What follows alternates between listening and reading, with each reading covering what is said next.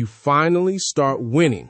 New job, better body, healthier habits, maybe a little money for once. And your friends say, "I'm so happy for you," while their soul whispers, "Trip, fall, fail, please." Yeah, tonight we're going to talk about why some of the people clapping the loudest secretly want you to lose. And by the end of this video, you will not look at your support system the same way again. If you've ever felt that weird, heavy silence after sharing good news, drop a black heart in the comments so you know you're not crazy. Here's the uncomfortable truth. Your success is not good news to everyone. To a lot of people, your success is evidence. In psychology, there's this thing called upward social comparison. Translation, I look at you, you're doing better than me, and suddenly my excuses start looking stupid. So when you level up, their brain quietly files an accident report. Wait, they're not richer because they're lucky. They're not fitter because of good genetics. They just did the work I keep avoiding. Oh no. And instead of thinking, wow, they did it, maybe I can too, the subconscious reaction is more like, yeah, no. Let's just decide they don't deserve it. Much easier. That tension you feel when you share a win and the room goes quiet, that's not in your head. That's psychology punching their ego in the face. Pause for a second. Who was the first person you stopped telling good news to? Type their role in your life in the comments. Coworker, cousin, gym buddy. No names. We're staying classy. Kinda. Stay with me, because in a minute, I'll give you the #1 giveaway that someone is secretly jealous of you. Let's talk about the supportive friend. You know the type. They say, "I'm so proud of you." But their tone says, "Why wasn't it me?" Psychologists who study frenemy dynamics found 3 common traits: constant comparison, fake support, and quiet sabotage. Comparison looks like, must be nice. Some of us don't have time to go to the gym every day. Not everyone can just start a business. Fake support sounds like, aw, that's cute, your little project. Just don't get your hopes up, okay? I don't want you to be disappointed. Newsflash, they're not protecting your feelings. They're protecting their comfort. And then there's sabotage, the fun part. Forget to send you the important info. Invite you out drinking the night before your exam or interview. Casually plant doubt. Are you sure this is realistic though? They don't push you off the cliff. They just gently loosen the screws on the railing and wait. If you're already thinking of someone specific right now, comment suspicious, so you know you're not the only one seeing through the act. We're about to go darker, because next we're going into the crab bucket, and once you see it, you can't unsee it. There's a reason they call it crab mentality. Put a bunch of crabs in a bucket. One tries to climb out, the others don't cheer. They don't say, "Lead the way, king." They grab its legs and drag it right back down. Not because they hate that crab in particular, but because escape for one exposes captivity for all. Humans do the same thing, just with better clothes and Wi-Fi.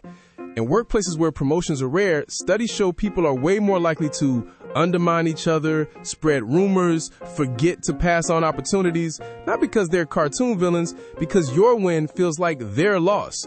So when you start eating healthy, stop drinking, build a side hustle, or just stop wasting your time, watch how fast some people become nutrition experts. That much protein is bad for you. Financial advisors, most businesses fail, you know. Philosophers, money doesn't buy happiness. It's not wisdom, it's self-defense. If they can convince themselves that what you're doing is stupid, they don't have to face the fact that they're doing nothing.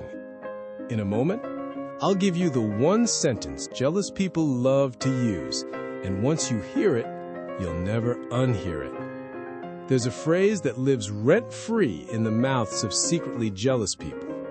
Don't change. Sounds sweet, right? Like something from a yearbook. But read it again. Don't change. Don't get healthy. Don't get confident. Don't start thinking you deserve better. Stay here with us in this tiny little life. You'll also hear, you're different now. You've changed. You're not like you used to be. And yes, exactly. That's the point. Growth is change. But to the envious, change feels like betrayal. Because if you outgrow the old version of you, you might outgrow them too.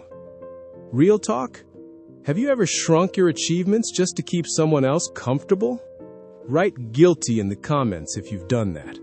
I have. A lot of people have. You're not alone.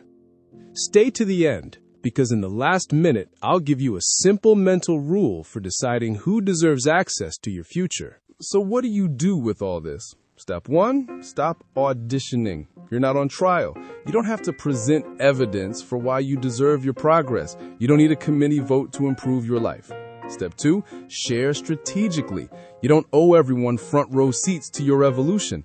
Some people only get the highlight reel after the fact. If every time you share good news you walk away feeling worse, that's data. Step 3, watch their patterns, not their words. Do they show up when you're struggling but disappear when you're winning? Do they tease every improvement you try to make? Do you feel smaller after talking to them?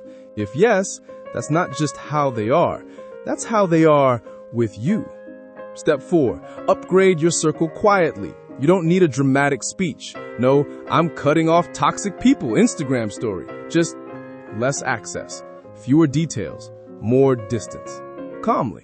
The right people will feel inspired by your growth, not threatened. They'll say, teach me, not tone it down. Here's the final twist. Your job isn't to make jealous people like you. Your job is to become so focused on your own path that their envy becomes background noise. Envy is just proof that you're doing something visible, that you left the bucket, that you stopped pretending life is a group project. So the next time someone gives you that tight smile, that lukewarm congrats, remember, their reaction is a mirror of them, not a verdict on you. If this hit a little too close to home, tell me in the comments. Do you think real friendship can survive when one person levels up and the other stays the same?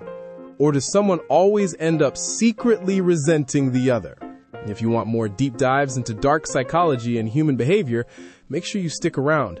This rabbit hole goes a lot deeper. Before you disappear into the next video, take a breath. You are not crazy for outgrowing people. You are not arrogant for wanting more from your life. And you are absolutely not a villain for refusing to shrink just so someone else can stay comfortable.